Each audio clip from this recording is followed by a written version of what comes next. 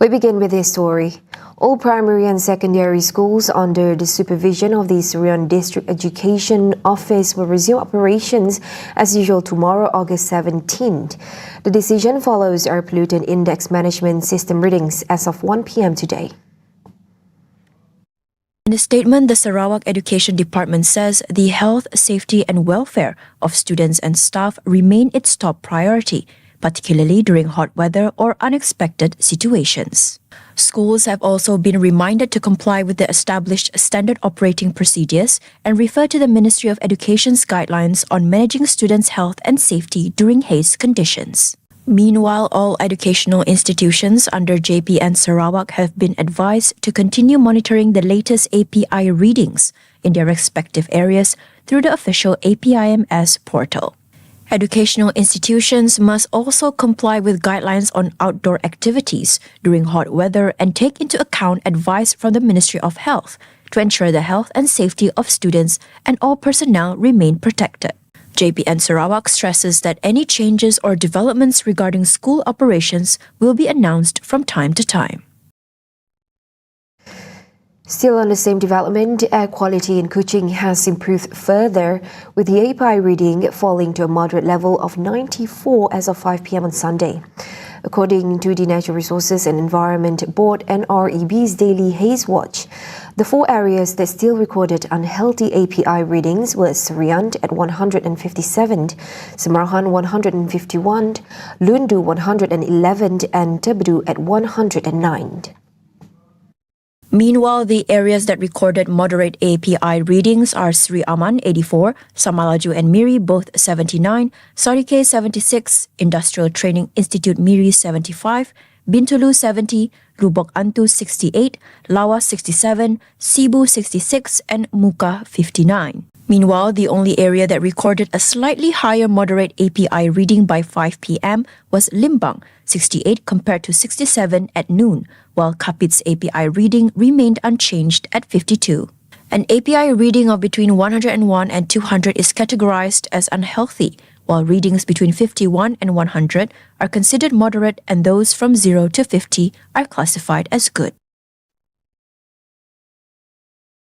Majlis Amanah Rakyat or MARA has suspended a staff member with immediate effect following allegations of sexual harassment involving at least 8 students at the MARA Institute of Education. Its chairman, Dr. Ashraf Wajdi Dusuki, says the suspension was necessary to allow a thorough investigation to be conducted without interference from the person involved. In a Facebook post, Ashraf says the allegations came to light after he received direct messages from several students who claimed to be victims, prompting him to instruct MARA management to take immediate action. He further urges the students not to be afraid to report any misconduct, particularly cases involving sexual harassment. Ashraf stresses that MARA has zero tolerance of any form of inappropriate behavior and assures that no case would be covered up or kept silent in an effort to protect the institution's reputation. An additional 1 million ringgit allocation have been announced for every parliamentary constituency nationwide. According to Prime Minister Datuk Seri Anwar Ibrahim, the funds will be used to directly address urgent needs and providing immediate assistance to the people. The additional allocation would enable local needs, particularly those involving welfare, basic amenities and community issues, to be addressed more quickly without being hampered by excessive bureaucracy. The allocation reflects the Madani government's commitment to strengthening assistance for the people at the grassroots level. Anwar, who is also Finance Minister, says the additional allocation would complement existing social protection initiatives, including the Sumbangan Tunai Rahmah STR and Sumbangan Asas Rahmah SARA, with a combined allocation of 16 billion ringgit.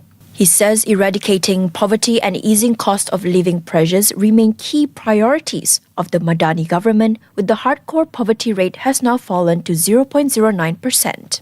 He also urges party leaders and grassroots machinery to go to the ground, explain the various government initiatives, and ensure the assistance reaches those who need it. Now, DAP delegates have voted for the party to remain in the unity government until the end of the current parliamentary term, following a motion passed at the DAP National Congress on Sunday. A total of 1,857 votes, or nearly 88% of the 2,099 valid votes, supported the motion for DAP to remain in the government. DAP Secretary General Anthony Locke says the decision gives a mandate to the Central Executive Committee CEC and party leaders representing DAP in the government to continue serving and implementing the party's reform agenda. Jadi ini merupakan satu mandat kepada CEC dan kepada pemimpin-pemimpin parti yang mewakili parti dalam kerajaan untuk terus berkhidmat, untuk terus meneruskan kerja kita, untuk meneruskan agenda reformasi dan supaya kita dapat memberikan fokus dan tumpuan untuk melaksanakan perubahan-perubahan dan janji-janji yang telah pun kita janjikan dalam manifesto Pakatan Harapan. Locke adds that the decision reflects the majority of delegates' understanding of the current political reality, including the need to work with other parties in the unity government to ensure administrative stability. At the same time, he expresses respect for the position of the other delegates, which comprised of approximately 12%, who voted for DAP to leave the government and hoped that the outcome of the vote would be respected. Now on to the next update. The government remains committed to helping and protecting women who fall victim to domestic violence, ensuring they receive the necessary assistance and protection through the channels provided. Minister of Women, Family and Community Development, Datuk Seri Nancy Shukri says victims need to know the established SOPs so that appropriate action can be taken when violence occurs. Kalau berlaku keganasan, they have to report to the police. They have to go to hospital because ada OSCC dekat situ, One Stop Center, One Stop Crisis Center. Jadi di situ dia dapat dia akan dibantu dan insya-Allah kami akan membantu because bila dia ikut prosedur tu dia akan dibantu dan kita juga I think I've been talking about the talian kasih 15999 itu untuk dari kanak-kanak ke dan sesiapa saja yang menjadi mangsa keganasan rumah tangga ke, they can call that line. Kita ada yang psychosocial tu, ada juga kita punya counselor melalui lembaga counselor kita. Any increase or decrease in the number of domestic violence reports should not be used as the sole indicator of the effectiveness of efforts to address the issue.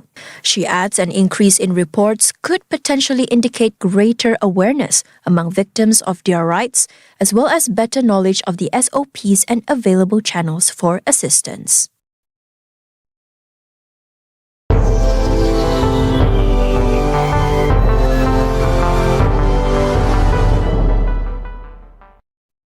Now on to global affairs. Iran has reached an agreement with Oman on a shipping route map for the Strait of Hormuz after weeks of negotiation. And Gulf countries are starting to feel frustrated with how its ally, the United States, is handling itself during the war with Iran, prolonging the war unnecessarily. More details with Atika Noman. Thank you, Handy. Now, this news came about late last night when Iranian Foreign Ministry spokesman Ismail Baqi says that it has reached an agreement with Oman on a shipping route map for the Strait of Hormuz after weeks of technical negotiations. An interview with a local state media says an MOU was reached on June 18, despite obstruction by the US. However, the past 3 weeks had been fruitful for the negotiations involving Iran's foreign ministry, defense, security, and environmental authorities. Baqi stressed that the Iran-Oman arrangement was an independent agreement between the two coastal states aimed at ensuring the safe passage of ships through the strait while preserving the sovereignty of both countries. However, that the full restoration of security in the strait and the resumption of normal commercial shipping depended on an end to what he described as illegal US actions, military threats, and a naval blockade, as well as compensation for US breaches of commitments over the past 2 months. While the agreement was reached, both nations are still struggling against a fight that they claim they should not be responsible with. Major oil spill in the Strait of Hormuz occurred as months of war with Israel and the U.S. impact the key waterway. Initial measures to contain the oil slick near Qashm Island have been initiated. And just last Friday, state news agency IRNA reported about 3.2 hectares of Iran's coastline and 9 hectares of coastal waters were affected. Mangrove forests were said to be among the affected areas, as well as sea turtle nesting ground. Meanwhile, Iran's parliament is set to hold a virtual session to review separate bills on countering foreign influence and overseeing the Strait of Hormuz. A report by IRIB states that members of the parliament's National Security Committee will examine a smart management plan for the strait. Iranian lawmakers will also review a bill aimed at combating international crimes. Discontent with the U.S. is growing among its Gulf allies amid concerns that President Donald Trump has been unable to secure a diplomatic end to the prolonged war with Iran. Citing a report by the Washington Post, on condition of anonymity, a Gulf official blames Trump for starting the war, yet in West Asia are paying the price, saying anger toward the U.S. was at its highest point since the U.S. and Israel attacked Iran in February. After months of conflict and continuing missile and drone strikes by Iran and its proxies, Saudi Arabia, the United Arab Emirates, Qatar, Kuwait, and Bahrain have grown increasingly critical of the Trump administration. The newspaper reported, citing Arab and Western officials.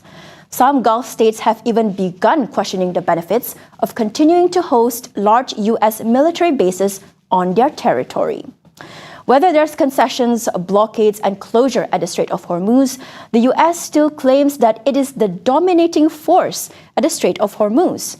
Those claims are just empty words because the reality is various powers are making moves to take ownership of the strait, controlling majority oil export from the region.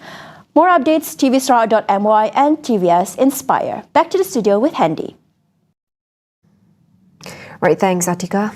Indonesia's East Nusa Tenggara province is declaring a 14-day emergency response status following the 7.7 magnitude earthquake that struck Flores Island on Saturday. In a social media post, Governor Melki Lakalina says the status, effective until August 28, will accelerate disaster response efforts, including coordination and resource mobilization. He says the emergency status was declared following the casualties, injuries, damage to homes, public facilities. Previously, the quake struck at 4:58 a.m. local time with its epicenter about 30 kilometers from Mbai Nagakeo at a depth of 15 kilometers. A tsunami warning was issued but later lifted after no significant sea level rise was detected. The death toll remains at 47, with 101 people injured and 341 aftershocks recorded. In a separate statement, National Disaster Management Agency says several affected districts have also declared emergency measures, with Manggarai and Ngada declaring 90 and 30-day emergency response periods respectively. Both have also set up disaster response command posts. Meanwhile, East Manggarai has imposed a disaster emergency alert status until September 4th. Wrapping up the Nightline, reports of flood damage continue to grow 3 days after torrential rain pounded Chiba Prefecture east of Tokyo. The prefectural government said Sunday that around 1,300 homes have been flooded, while 10 people have been killed and 1 remains missing.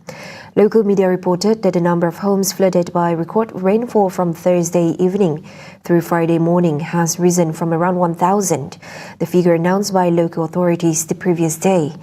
Meanwhile, authorities are continuing efforts to assess the full extent of the damage, saying the number of affected homes could potentially rise further. Some streets across the prefecture remain scattered with abandoned vehicles as residents face long waits for towing services. And according to local authorities, more than 1,200 vehicles were abandoned on the streets at one point. And those were the updates on TVS Nightline. I'm Handy Gui. Thank you for watching. Have a good night.